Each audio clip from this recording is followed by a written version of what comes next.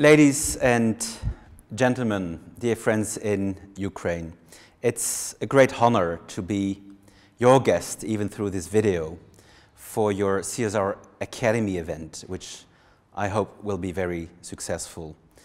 I've chosen to have this video message at a very special day here in Brussels, since we have been spending a whole day with a number of companies, but also with all our national partner organizations, of which Ukraine is a member of, the Center for CSR Development.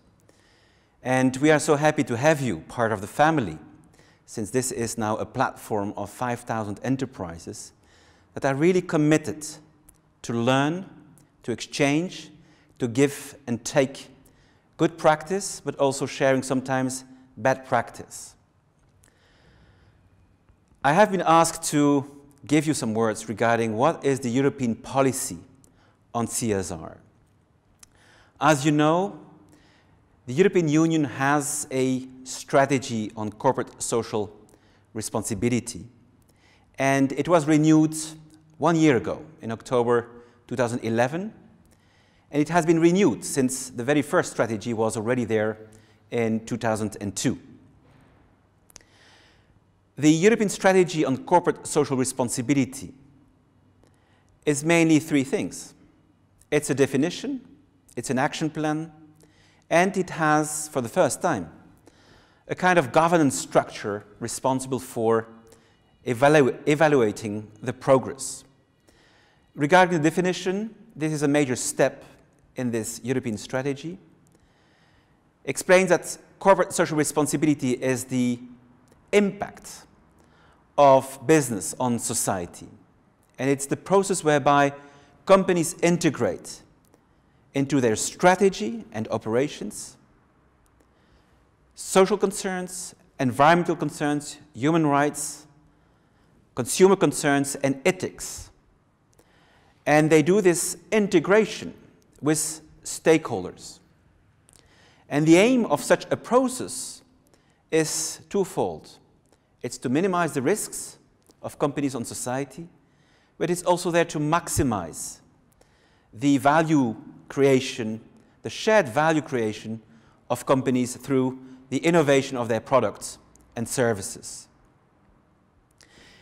That is for the definition. Regarding the action plan, it includes 30 proposals for actions.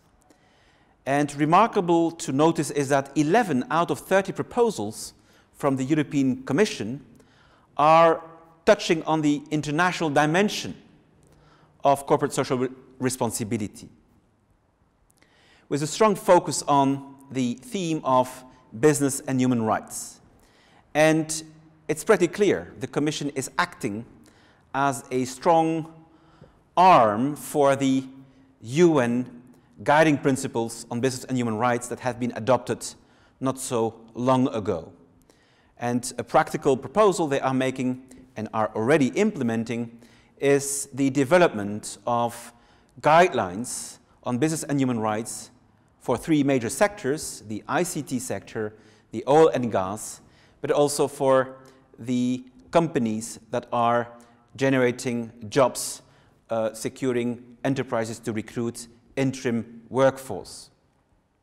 They're also developing such guidelines on business and human rights specifically for small, medium enterprises. Regarding the international dimension, other proposals are focusing on the way the European Commission, together with other public donors like states and private donors, companies, could innovate the way of doing business in developing countries in poor markets, but in a way to see how they can generate growth, smart growth, inclusive growth, through these so-called inclusive business models. Commission is also quite clear regarding the way they are starting to integrate CSR principles into their trade agreements. And that's not a small something. Besides these proposals on the international dimension, the European Commission is also making some proposals regarding how to address with companies and stakeholders more domestic European challenges. Is it on demographic change, active aging, skills and jobs, especially with the crisis Europe is facing, with a strong focus on youth? There's also a number of proposals the Commission is making. Another proposal, quite interesting, is the future legislative proposal the Commission is going to adopt in the next weeks to come regarding the transparency of companies on their non-financial performance. This has been strongly announced. It is almost at the end of the process of adoption.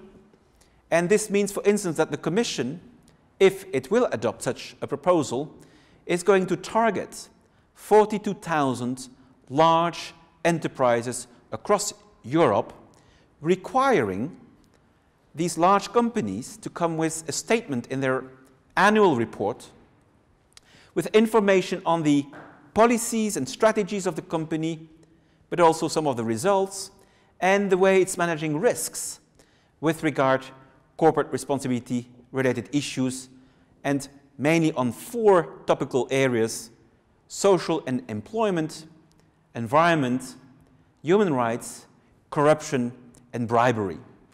And it will be based on a complain or explain approach, meaning companies will have a certain flexibility to define for themselves what they believe is material, and then they will be required to give the information on these material issues they have been defining.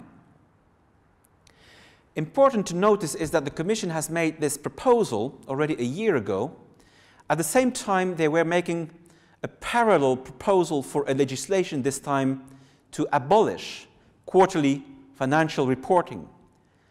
So the political message out there is having companies